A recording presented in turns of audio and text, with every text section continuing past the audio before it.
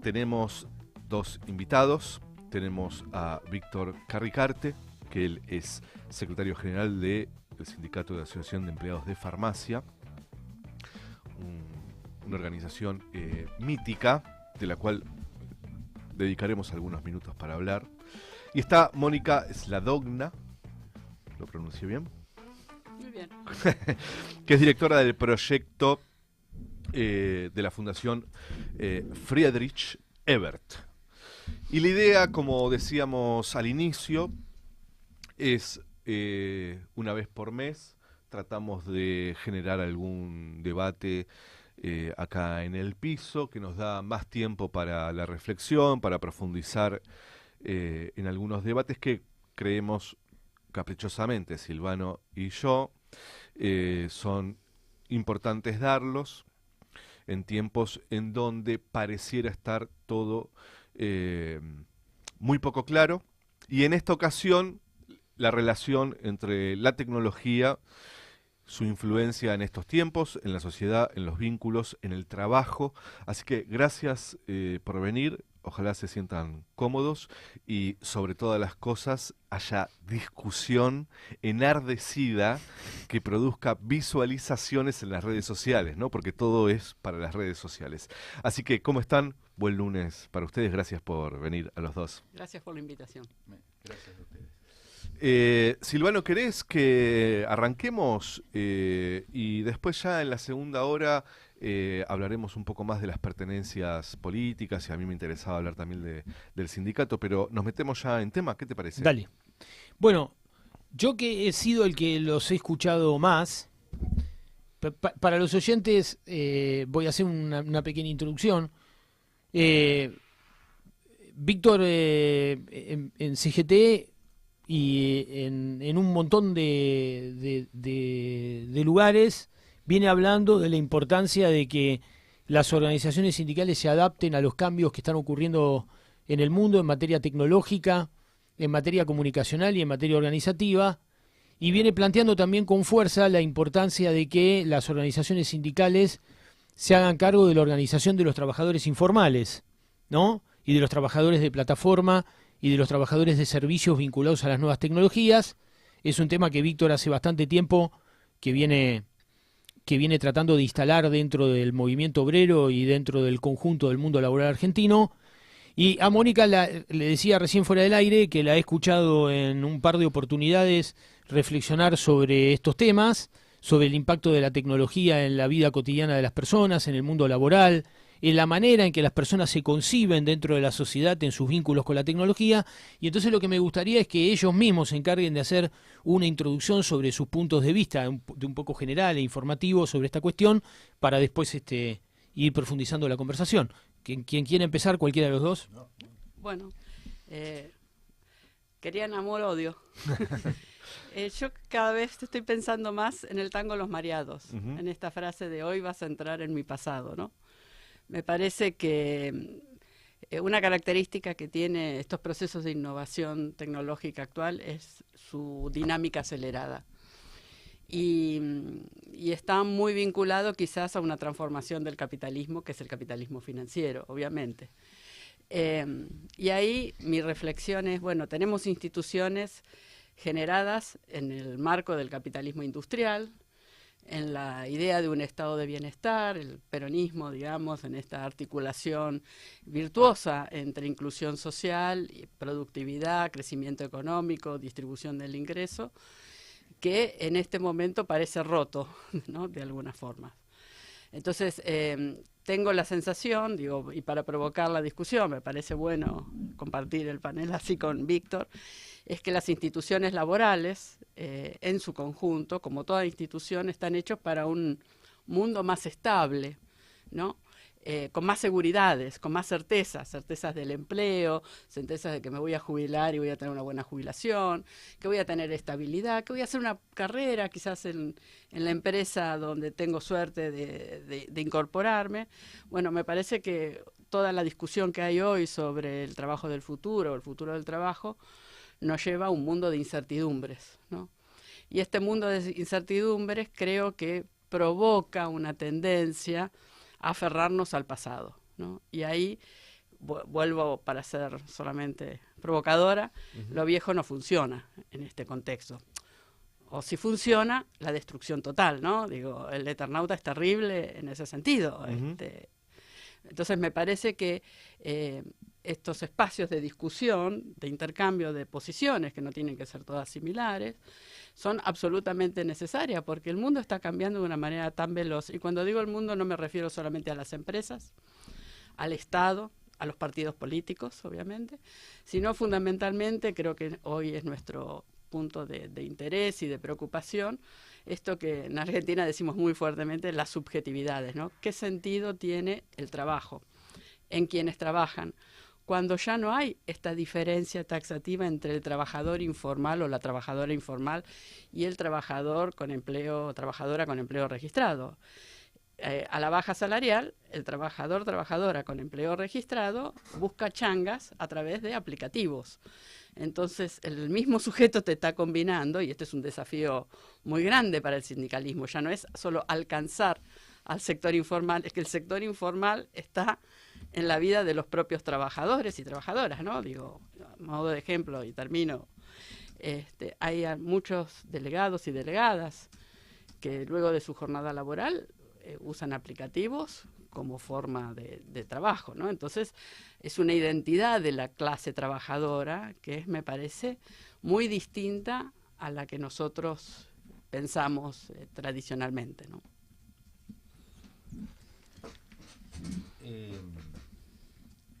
Yo comparto casi todo lo que ha expresado Mónica. Yo parto desde otro análisis, pero es lo mismo. Acá se han dado 5 hechos. Uno de ellos ha sido que hemos vivido una pandemia con cuarentena. En la historia de la humanidad eso produce cambios. Estamos viviendo un cambio climático. Solo ver lo que nos sucedió hace días en Zárate, en Bahía Blanca, antes. Eso cambia las ciudades y produce cambios en la historia de la humanidad. Estamos viviendo una guerra mundial, esto es una realidad, que ya no van ni soldados, aunque hay muertos todos los días, pero hay drones de aquí, drones de allá, inteligencia artificial, etcétera. Eso produce transformaciones. Y estos 3 elementos produjo una aceleración de la disrupción tecnológica que ya se estaba dando. Y ahora le agregamos un hecho nuevo que es la inteligencia artificial. Yo creo que estamos viviendo, por lo menos hasta el día de hoy, ¿no?, la disrupción más grande que ha vivido la especie humana. No nos damos cuenta porque estamos inmersos en ella. Y dado esto, cada transformación tecnológica ha producido un cambio cultural y cambia el sujeto social. Por lo tanto, todos los días estamos viviendo un cambio permanente. Yo siempre cito al pensador, ¿no?, que el griego aquel pensador griego que dijo: nadie se baña 2 veces en el mismo río. Bueno, hoy salimos todos los días a un océano totalmente distinto, todos los días. Bueno, imaginemos esta realidad. ¿Qué puede pasar con las instituciones que nacieron en 1910?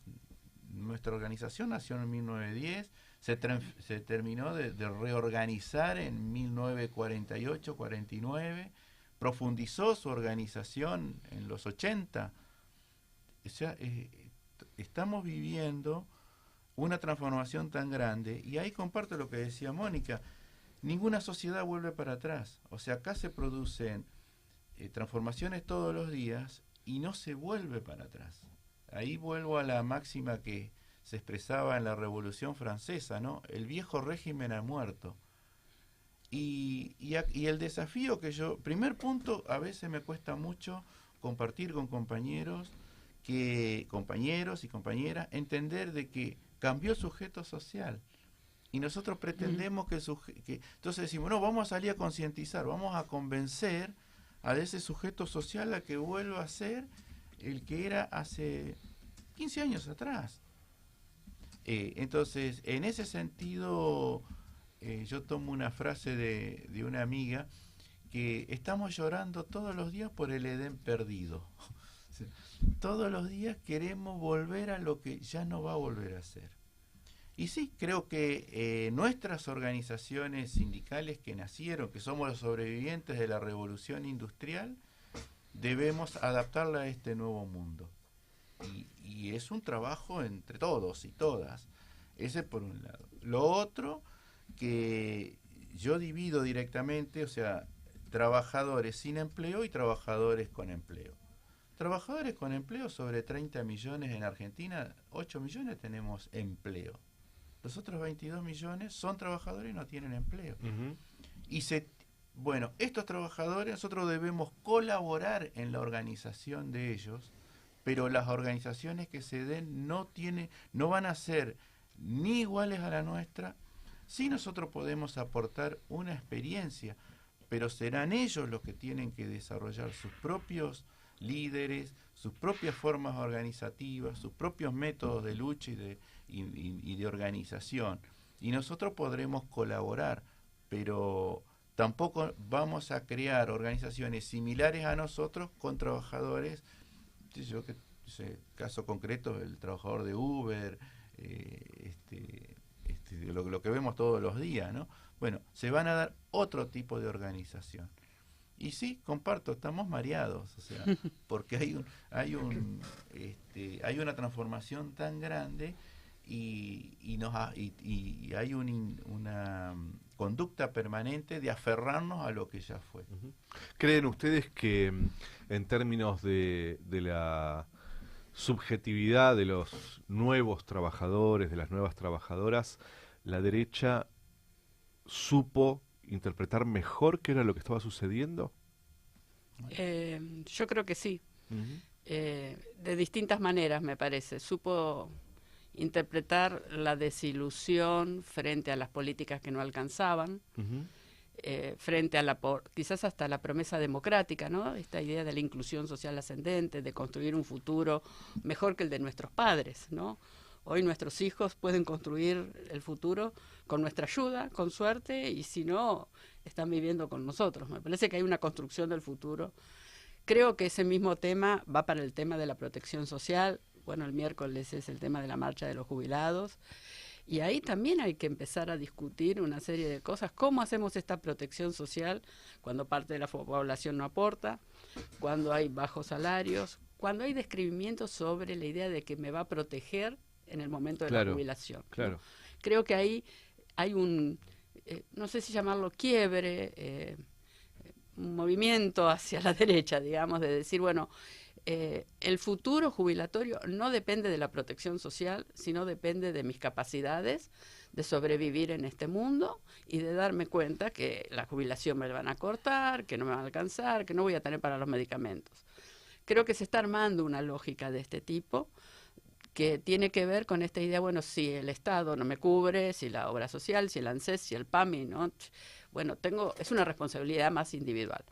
Y ahí quiero ser prudente en esto. Me parece que quizás nosotros, pensando en lógicas más colectivas, creemos que son individuos aislados. Creo que son comunidades de otro tipo que se están conformando, más con lógicas financieras, más con lógicas de identidad con los ricos en términos de yo poder llegar a vivir como quiero en base a lo que gano, no como lo gano, no con el trabajo o con el esfuerzo del trabajo o con el esfuerzo del empleo, ¿no? Eso me parece que empieza a ser como devaluado. Entonces, creo que ahí hay un tema que es como crítico para la discusión del movimiento obrero y al mismo tiempo comprendo que estamos corriendo atrás de la agenda que plantea Milei, de distintas desregulaciones que va planteando, y pareciera, y en eso creo que este es un buen desafío, les agradezco la invitación en ese sentido y compartir con Víctor este espacio, tenemos que encontrar un espacio nuevamente donde hablar de los temas que nos incomodan y darnos cuenta que estas viejas fórmulas con las que vamos a los compañeros y compañeras están siendo resistidas. Y no digo solamente por los trabajadores del sector informal, ¿no? Digo por los propios compañeros y compañeras.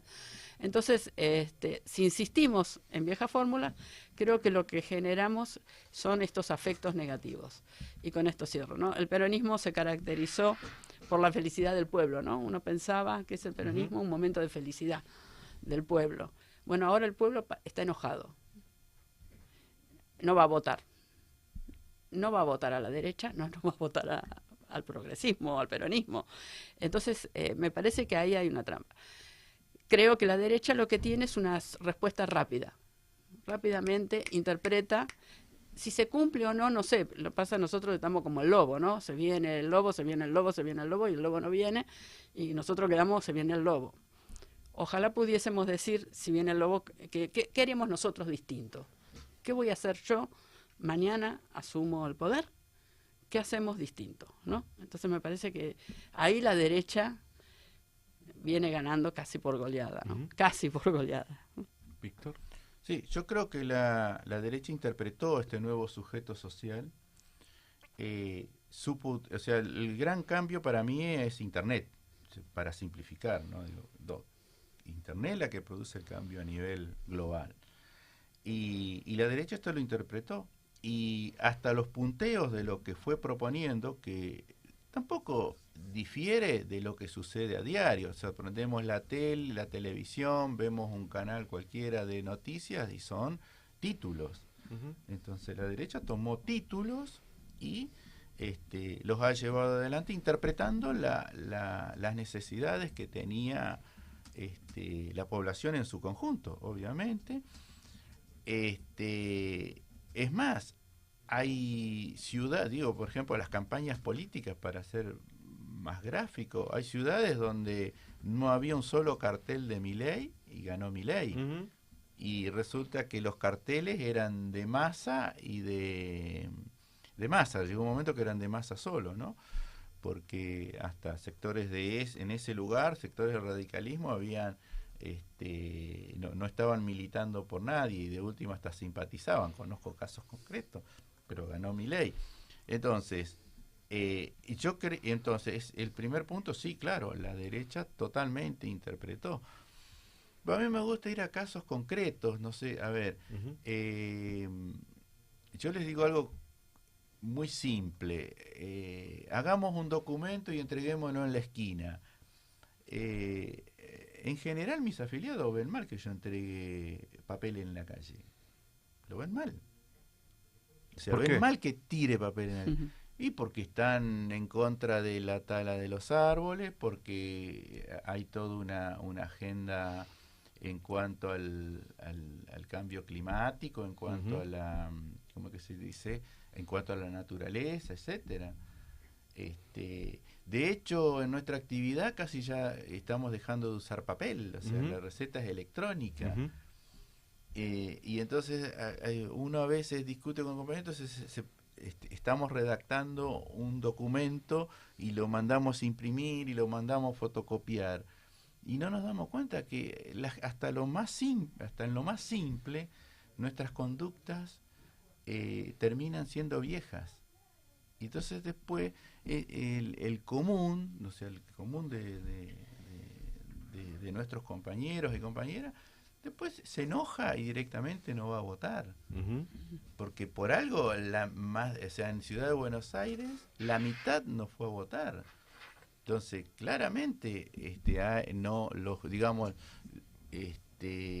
no están interpretando los partidos tradicionales o un discurso que nosotros utilizamos, claramente no se está llegando.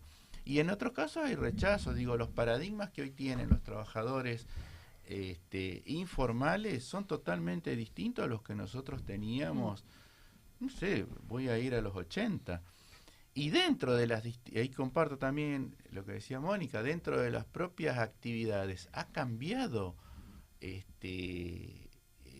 ¿cómo es que se dice? Los objetivos y los paradigmas que tienen nuestros compañeros hoy que tienen empleo. Y bueno, eso tampoco nosotros hoy lo estamos interpretando. Yo voy a introducir un tema que es un poco urticante, que es el problema del Estado. Porque después de la Segunda Guerra Mundial, y más allá del peronismo, digamos, porque esto en Occidente fue un fenómeno global, la idea de que había un Estado presente, capaz de direccionar políticas, articular expectativas sociales, promover derechos, formaba parte de la naturaleza de las cosas. No era el origen de las organizaciones sociales, porque las organizaciones sociales y de trabajadores durante mucho tiempo tuvieron al Estado enfrente. Y nuestras organizaciones se construyeron a pesar del Estado e incluso en algunos momentos en contra del Estado. Pero cuando el Estado empezó a ser nuestro aliado, yo tengo la sensación de que creímos que eso venía a quedarse para siempre y que entonces el Estado iba a ser un aliado de las clases trabajadoras de forma eterna, que los demás factores de poder no operaban sobre el Estado y que el Estado era una cosa neutra, ¿no?, que administraba intereses colectivos. Y me parece que estamos saliendo de ese desengaño dolorosamente. Y creo que en los últimos años los gobiernos progresistas de América Latina pusieron demasiado, esto es una opinión personal mía, pero quiero saber qué es lo que opinan ustedes. Creo que pusieron demasiadas expectativas en el Estado, en la creencia de que todo se resolvía con presupuesto público y que todo se resolvía con la intervención del Estado, y lo que quedó claro es que el Estado no tenía ni la capacidad para articular, ni la capacidad para gestionar, ni la capacidad para hacer valer determinados derechos, porque el Estado ya no era el que era, o porque el Estado era el mismo que el de siempre y nosotros pusimos falsas expectativas en eso, o por lo que fuera. Y entonces, los que los quiero invitar es que me den su opinión, porque, bueno, no lo iba a decir, pero lo voy a decir. La escuché a Cristina hablar de nueva estatalidad y me generó un poco de escozor, ¿no? Porque me dio la sensación que es como a un tipo, ¿no?, que está enojado con la suegra, ir a decirle que los panqueques de la suegra son maravillosos. Entonces, digo, ¿no tenemos que volver un poco a nuestra lógica original cuando pensábamos nuestras organizaciones más allá o más acá del Estado? Bueno, voy a discutir un poquito contigo. Dale, dale. Sí. Primero, el Estado no está en la naturaleza, es una construcción. El estado de bienestar es una construcción del capitalismo industrial. El Estado neoliberal no es el Estado de bienestar, o el Estado keynesiano, o el welfare state, o como quieramos llamarlo, digo, ¿no? El keynesianismo. Ese Estado funcionó en el marco del capitalismo industrial, insisto, porque articulaba con inversiones públicas en aquellos lugares donde el capital era de riesgo, fomentaba el empleo, garantizaba la distribución de la riqueza a través de distribución y redistribución de la riqueza con la obra pública, con la escuela pública, universidades públicas, con los hospitales públicos, digo, con caminos, transportes. Bueno, me parece que en ese sentido era virtuoso, ¿no?, la idea de la inclusión social con el crecimiento económico. Iban de la mano. Eso se fue modificando. Algunos dicen que la crisis del estado de bienestar empieza en los 70, con lo del petróleo, en Argentina con el Rodrigazo, la dictadura cívico-militar, obviamente, pero me parece que lo que hoy se está expresando, y creo que en eso Cristina es una buena política, tiene muy buenas intuiciones en eso, es que hay que reconstruir una estatalidad que tiene que ser de otro tipo, que se adecue a la etapa, al contexto actual. Que es muy difícil porque realmente nosotros investigamos desde FES este vínculo entre la derecha y los trabajadores, y una primera investigación, que era los votantes blandos de Milei, mencionaba que para estos nuevos trabajadores el Estado no era un factor de derechos y de futuro, sino un palo en la rueda para su desarrollo personal. Y eso a mí me choqueó, primero porque gestioné políticas de Estado, me encantó, digo, creo que lo hicimos muy bien en ese momento en el Ministerio de Trabajo, pero esta mirada, digo, ¿cómo? Las políticas públicas son una rueda, desatan estados de igualdad entre quienes tienen que ir a trabajar y, digamos, sufrir el mundo del trabajo, el horario, el presentismo, las jefaturas, la gestión, bajos salarios también, y otros que, sin tener que hacer esto, reciben del Estado todo el tema de las desigualdades hacia abajo, ¿no? Como el tema de cuestionamiento a los mal llamados planes sociales, ¿no? Que son programas sociales de protección. Entonces creo que hay que repensar seriamente esa estatalidad.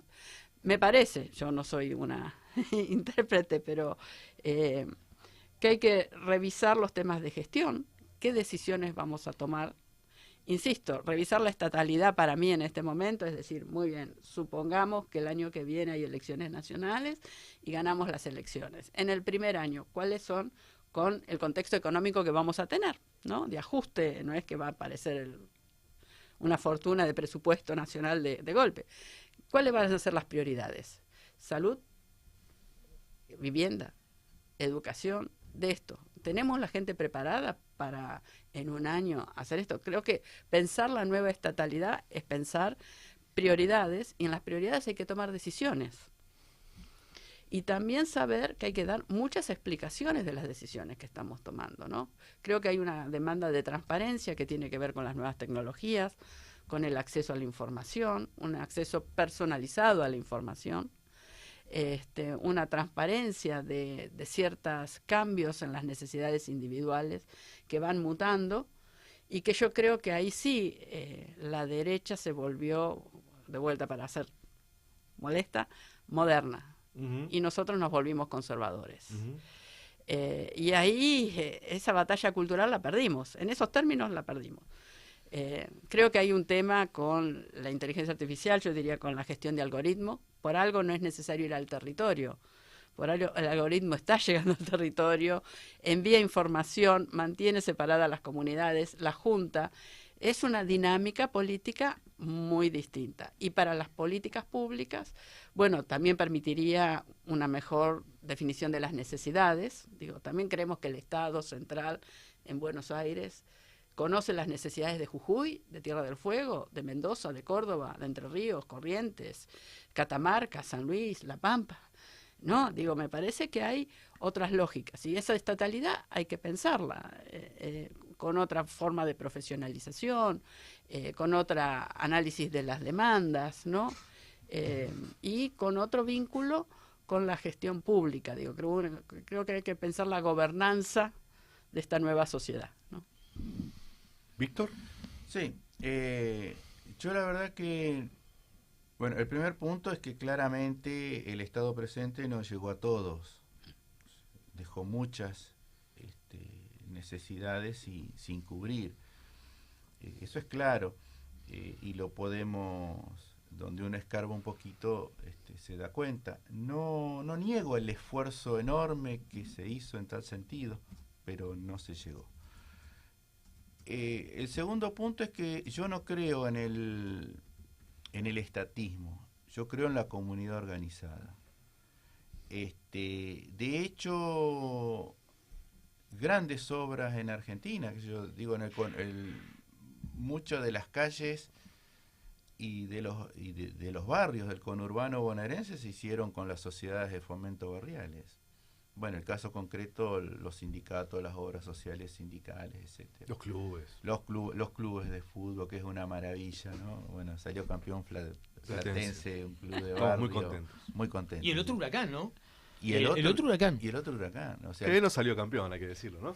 Salió segundo. Salió segundo. ¿Qué va a hacer? Pero uno recorre, ¿no? Bueno, todo el AMBA, también en el interior, pero no estamos hablando de donde estamos en este momento, la cantidad de clubes de fútbol y la actividad que realizan, los bomberos voluntarios, bueno. Entonces yo creo que no se puso énfasis en la comunidad organizada como sí se puso énfasis, por ejemplo, entre el 45 y el 55.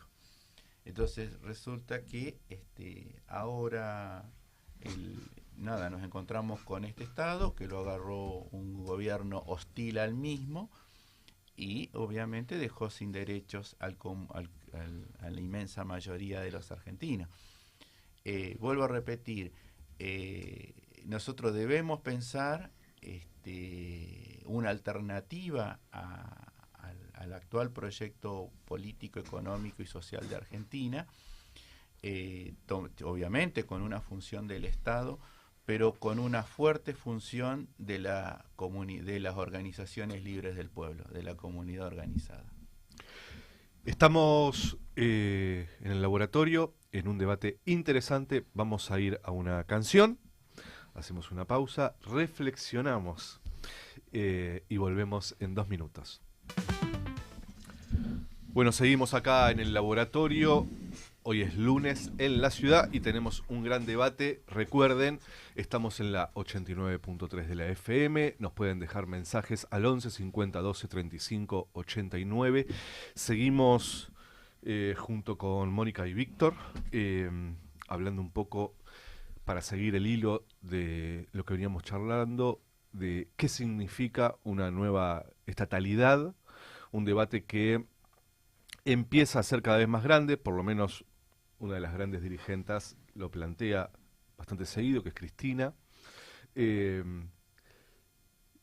A mí me interesa en particular algo que planteó Mónica y que es una sensación que yo veo hace tiempo, en donde el Estado se ha convertido más en un obstáculo que en la solución a cuestiones fundamentales como la salud, la educación, la vivienda. Y lo que les quiero consultar a ambos en las áreas de cada uno es cómo se construye una nueva lógica de Estado frente a poderes económicos, como por ejemplo el de las plataformas, que creo yo, en este Estado que tenemos y en esta fragmentación política, además, son difíciles de conducir. Ejemplos. 1. Cómo se organiza a los trabajadores de plataformas cuando es imposible, o por lo menos parece hoy con este Estado imposible, que alguna plataforma, sea Uber o Rappi, puedan circunscribirse a algún marco regulatorio en el territorio nacional. ¿Cómo se organiza a esos trabajadores con un Estado que no sabe ni siquiera dónde mandar una carta de documento a la empresa? Y no solo eso, sino además cómo hace un Estado para reconstruir un sistema de salud en épocas en donde el Estado nacional quedará completamente devastado. Y por lo tanto su relación con los trabajadores, con los diferentes tipos de trabajadores, ¿no? Y con las organizaciones sindicales, etcétera. La verdad que yo ahí veo que hay muchas dificultades para pensar en eso y no ir tapando agujeros que responden más a la urgencia.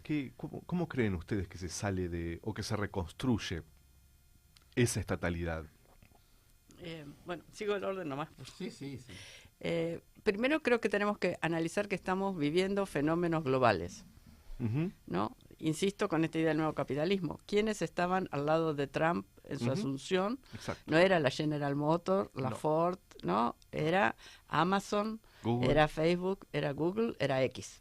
Así ¿no? es. Elon Musk. En Europa el fenómeno del crecimiento de la derecha y de la ultraderecha es importante, y también el debilitamiento en términos de tercios de las mayorías democráticas.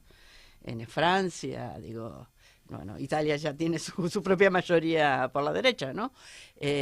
Pero está apareciendo este fenómeno a nivel global. Entonces, cuestionan un Estado, estas tecnologías cuestionan un Estado porque son globales, son casi más poderosas que los Estados mismos, pareciera. Yo no creo que, yo no tengo la respuesta para tu pregunta, me parece que la respuesta hay que construirla. Y en eso hay que recuperar, insisto, el lugar del pensamiento y de las preguntas que nos tenemos que hacer. Lo que tengo la sensación es que no queremos hacernos preguntas que nos sumen preocupaciones a lo mal que nos tiene Milei. Insisto, para mí hay un confort en lo mal que nos tiene Milei, porque me impide sentarme con ustedes cuatro y decir, bueno, las comunidades estas, ¿cómo se organizarían? ¿Implican un vínculo mayor con la universidad?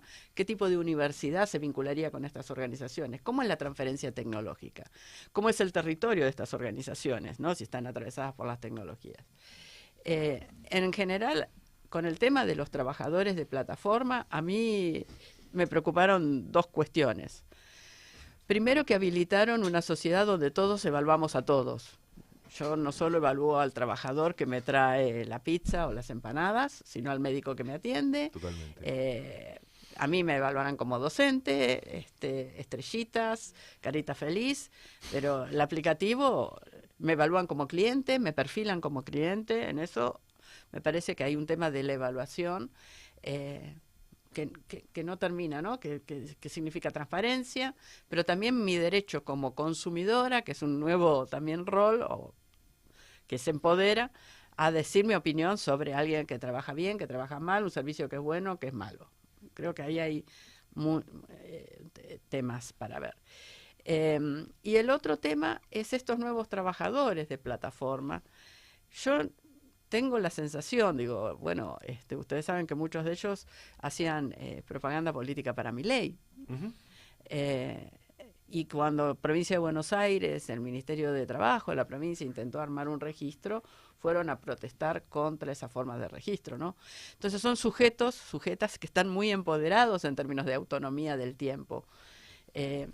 Ustedes me podrán decir, pero objetivamente son explotados, objetivamente, sí, pero subjetivamente está primando otra mirada. Y si yo le impongo que, mira, sos un explotado, sos un precario, ellos me van a decir, no, yo soy libre. Digo, y ahí hay un tema con la libertad que también hay que reflexionar de autonomía, ¿no? Porque también cuestiona el paraíso del mundo del trabajo que nosotros creíamos. Y con esta última provocación, nunca se me ocurrió que mi hijo sea obrero. Yo quería que mi hijo fuera a la universidad, ¿no? Ajá. Y todos los trabajadores no querían que reproduzcan el mundo de la fábrica a sus hijos. Empujarlos a terminar la secundaria, andar a la universidad, después vuelven otros sujetos de la universidad. Y ahí hay un temita que me parece que también hay que trabajar. Y en eso sí creo, y va a parecer el colmo del capitalismo lo que voy a decir, que hay un problema en común con la gestión de personal, donde no se está trabajando bien en el marco del diálogo social. Eso no dejan de ser explotadores. Lo que digo es que vos hoy tenés un problema con la rotación de pibes que se van porque creen que tienen expectativas mejores en otro lado, que no tienen las capacidades para mantener el mundo del trabajo y que no tenés buenos gestores dentro de la empresa, grande, pyme, ¿no? Entonces, por ahí hay un espacio que hay que abrir para dialogar con el otro, digo, si no, no sé qué proyecto de país estamos pensando, ¿no? Víctor, vos decías que las instituciones sindicales tradicionales, para poner algún nombre, tenían que ayudar a nuevos tipos de organización, de este nuevo tipo de sujeto. ¿Cuánto hay de nuevo tipo de sujeto y cuánto hay de un Estado que no puede garantizarle derechos mínimos sin importar las condiciones laborales? Me refiero un poco también a lo que decía Mónica. Sin dudas, los trabajadores de plataformas valoran muchísimo la libertad en los horarios y sobre todo esta decisión de cuánto quieren ganar y por lo tanto cuánto trabajan por día. Ahora, ¿cuánto hay también acerca de que el Estado no puede llegarles con derechos básicos? Por ejemplo, no querer organizarlos o registrarlos como hizo la provincia, como intentó hacer la provincia de Buenos Aires, de manera unilateral, no hubo un diálogo previo, los quiso regular o registrar sin consulta. Ahora, también lo que podría haber hecho es otorgarle, por ejemplo, algún sistema de salud a esos trabajadores sin querer organizarlos. ¿Qué tiene ahí entonces el sindicalismo, las organizaciones sindicales para aportar a ese sector de nuevos trabajadores? Que tiene su experiencia pero a ver, convengamos que cuando se organizó el movimiento obrero organizado, que hoy cada vez somos menos, también estaban en una misma situación. Era un mundo totalmente hostil, eran gobiernos totalmente tan o más hostiles que el actual. Sí. Entonces, eso no significa que nosotros confundimos, creemos que los trabajadores de plataforma no se pueden organizar. Sí, se pueden organizar y tienen mucha capacidad de organizarse. Ahora, nosotros podemos colaborar, pero no creamos que tal vez lo que nosotros llamamos individualismo para ellos no lo es, y la forma de comunicarse, de organizarse, de dar una organización comunitaria es distinta a la que a nosotros se nos ocurre. Entonces, el caso concreto, por ejemplo, en la historia es el de los canillitas. Los canillitas no tienen patrón. No tienen patrón, tienen un sindicato, creado por decreto o por Perón. Exacto. Entonces, ahora, en los orígenes, nuestras organizaciones sindicales nacieron sindicato más mutual. Sí. A veces era un poquito más mutual. Sí. Bueno, yo creo que nosotros tenemos que, obviamente, adaptada a este nuevo mundo, la forma organizativa que se tienen que dar es sindicato más mutual. Pero como dije antes, no pensemos en nuestra forma de organización sindical. Tal vez lo que sucedió en la provincia de Buenos Aires es que lo que se propuso no era lo que ellos querían. Entonces por eso vino el rechazo. Quizás lo que ellos, los objetivos, los obstáculos que ellos tienen son muy distintos a lo que nosotros nos parece que es lo correcto. Entonces, pero eso no significa, vuelvo a repetir, que no se pueden organizar, porque innumerables organizaciones sindicales nacieron cuando no tenías ni visiblemente un empleador adelante, estaban totalmente, supuestamente divididos, y se dieron su propia organización hasta que le encontraron su cauce. ¿Y cuál es nuestra experiencia? Bueno, vuelvo a repetir, tenemos más de 100 años de existencia, la mayoría de los gremios en Argentina, en eso podemos colaborar. Pero tienen que ser ellos los que fijen sus objetivos, fijen sus líderes, porque lo que siempre intentamos nosotros es armarles un sindicato como lo somos nosotros. Vos hablaste del tema salud. Por ejemplo, yo creo que también ahí hay que habilitar la posibilidad que creen su propia organización de salud, pero no le pidamos que sean obras sociales sindicales que de hecho nuestra organización en la práctica nació en 1944. O sea, después vino la ley en 1969, ¿no? Pero digamos, nosotros ya en nuestra organización brindamos salud desde la década del 40.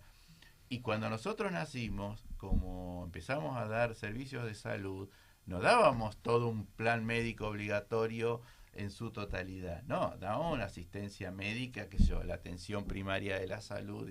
Digo, ¿qué pasaría si nosotros abrimos y confiamos en la organización del pueblo y que distintas organizaciones puedan generar sus redes de médicos? ¿Cuánta solución estaríamos dando donde tampoco llega la salud pública? Entonces no le pidamos que sean una obra social para que brinde absolutamente todas las prestaciones previstas en el plan médico obligatorio. No, que puedan armar una red de médicos, por ejemplo. Y lo último, quería volver sobre el Estado. Yo creo que nosotros tenemos que volver, entre otras cosas, a tener un pensamiento estratégico. Nosotros debemos pensar a largo plazo.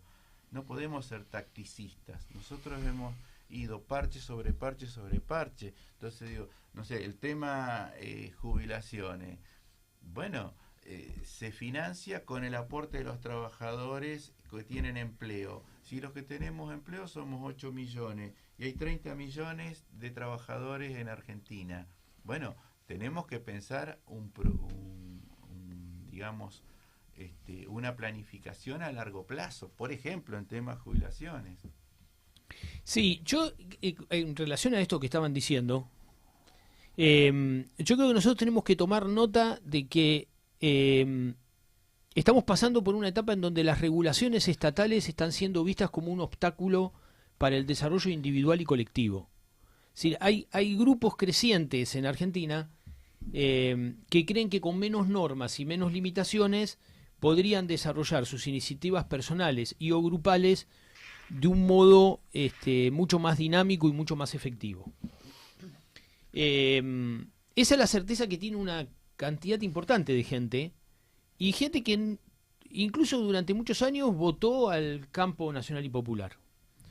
Entonces, esto que decía Víctor a mí me parece interesante, porque yo vuelvo a la idea de nuestras organizaciones en los años finales del siglo XIX y principios del siglo XX, cuando se lanzaron a construir herramientas innovadoras surgidas de la iniciativa de los propios trabajadores.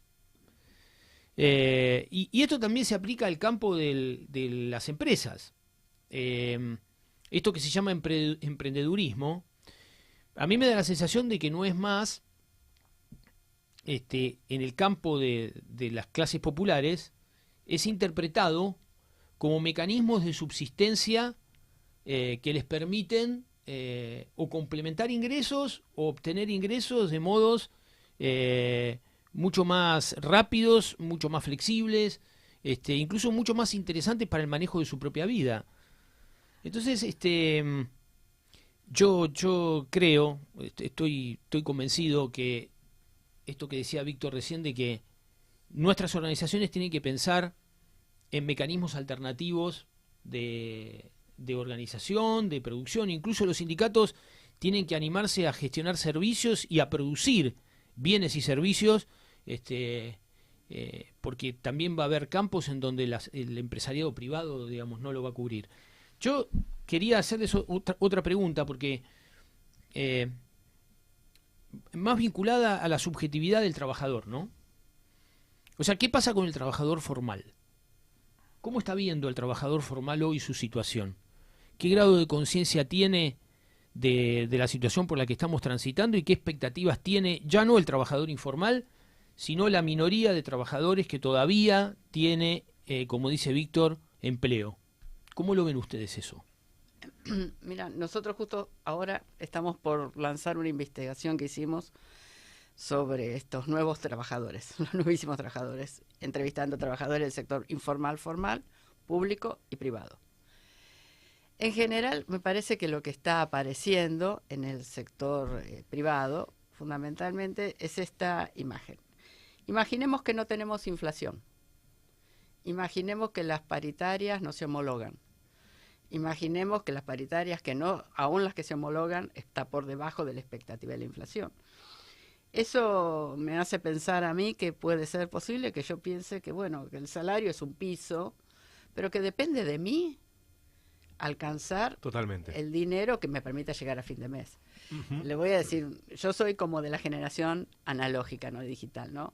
La crisis de la hiperinflación del alfonsinismo, ¿cómo la resolvía? Cobraba y la patinaba el sueldo en fideos, aceite, azúcar, yerba, ¿no? Uh-huh. Bueno, ahora hay otros mecanismos para que el salario... Lo que pasa es que estos mecanismos, que son desde la especulación financiera, el juego de azar, que también es un tema que está apareciendo, el empoderamiento, creo que el tema más financiero, ¿no? Sí. Si compro dólares, Alguna billetera que me dé un alguna interés billetera, diario. incluso que me permite pagar menos impuestos porque me descuentan Exacto, si la pago cantidad, con sí. esta billetera.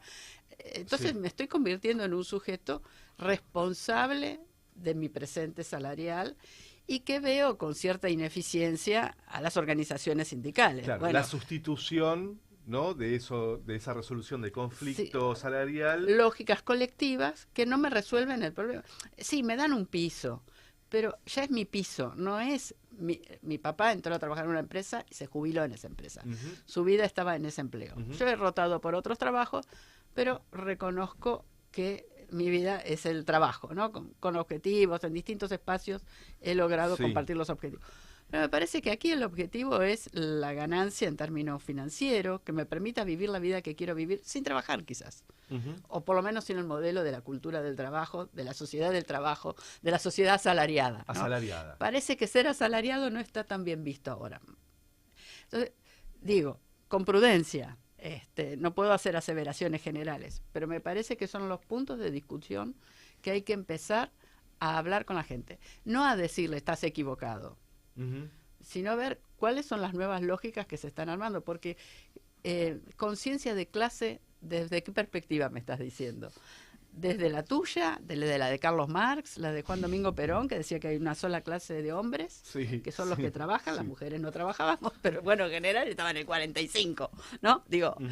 pero me parece que hay que animarnos a hablar nuevamente y a escuchar que en mucho estamos equivocados. Y que si bien tenemos una historia, no vamos a repetir la historia de las mutuales. ¿En serio que hoy vas a entrar en mi pasado? Es así, ya entraron en el pasado. Ahora, ¿cómo construyo esta nueva mutualidad, esta nueva estatalidad, esta nueva organización sindical? Digo, bueno, son muchos desafíos. Víctor mencionaba, bueno, nosotros hacíamos volantes y la gente lo cuestiona. Bueno, porque hay temas de formas y también de contenidos, ¿no? Entonces, creo que ahí tenemos como muchos desafíos para establecer preguntas que nos vuelvan incómodos. Víctor. Bueno, nosotros, por ejemplo, analizamos esta situación y encontramos que la inmensa mayoría, forma de que nuestros afiliados, nuestros representados peguen un salto en lo que hace a la movilidad social ascendente era a través de la capacitación. Entonces empezamos a trabajar fuertemente en ello, con nuestro centro de formación profesional, por ejemplo, y es impresionante la cantidad de nuestros afiliados como cursan, por ejemplo, la tecnicatura, que es auxiliar de farmacia, y también la carrera universitaria de farmacéutico, que la tenemos también nosotros. De hecho tenemos nuestro propio laboratorio. Nosotros la damos en la UMED, ellos cursan con nosotros, utilizamos las instalaciones de ellos y de nosotros. Entonces ahí nosotros encontramos, por ejemplo, un salto donde recuerdo que en algún momento nos atacaban y decían, dice, los del sindicato quieren que un cadete termine siendo farmacéutico. Y yo dije, sí, claro, es lo que queremos, que estudie y que se reciba dando todas las materias como corresponde, ¿no? Ujú. Bueno, eso fue nos encontramos con ellos, lo investigamos, llegamos, lo que sea. De hecho, nosotros tenemos un lema que es que ahora la lucha es por el conocimiento. O sea, la lucha de los trabajadores, por lo menos de nuestros representados, es por el conocimiento, porque de esta manera logra remover un montón de obstáculos, no digo que todos los va a remover, y también mejora sus ingresos, porque si se recibe de auxiliar de farmacia tiene una adicional, si se recibe de farmacéutico tiene otros ingresos, obviamente. Y no solo ellos, sino que después puede decidir qué hacer, puede abrir hasta su propia farmacia. Nosotros estamos totalmente de acuerdo. Tenemos algunos que se han recibido actualmente, que ahora están dando la tesis, pero supuestamente las han dado muy bien. Por ejemplo, su objetivo es ir a abrir una farmacia en un pueblo chiquito de de la provincia de Buenos Aires donde no hay farmacia. Que ayer estaba hablando con uno de ellos, ¿no? Entonces, bueno, nosotros hemos canalizado por ahí, bueno, estamos descubriendo este nuevo mundo. Tampoco podemos decir que tenemos todas las respuestas. Amigos, amigas, se ha ido el tiempo y tenemos que entregar el programa. Gracias, en serio, a los dos por haber venido. Es un tema central que requiere para mí más tiempo para charlarlo. Nos despedimos y nos vemos el próximo lunes en el laboratorio junto con Silvano Pascuso, Santi Adano, nuestro productor, Claudio Maracita. Vuelvo a agradecerles, Víctor y Mónica, en serio, muy interesante. Ojalá los tengamos pronto de vuelta.